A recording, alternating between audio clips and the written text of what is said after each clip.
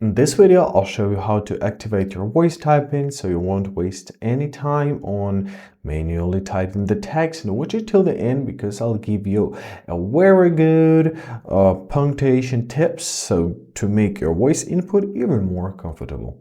So first of all, we have to make sure that we have our voice input on. Open up your settings, then scroll down to your system management or general management tab, depending on your telephone.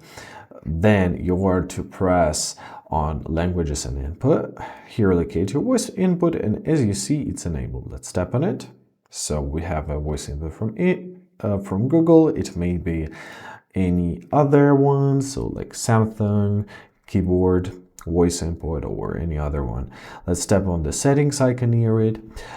So sometimes for offline, you will need to download some languages. So I have English download. However, if you use any other, press plus, and here simply choose your language from the list of the languages.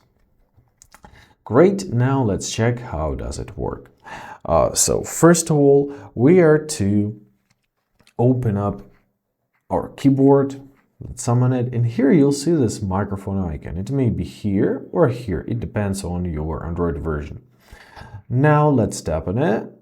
And basically it started. So now it listens to everything we say. And all right, it stopped. When you're stopping, it stops. And it enters it right into our search bar in our case. To stop it, simply press. So here are some good tips. So for example, if you need to enter your period, you're simply to say period. As well as if you need to enter comma, simply say comma. Exclamation mark.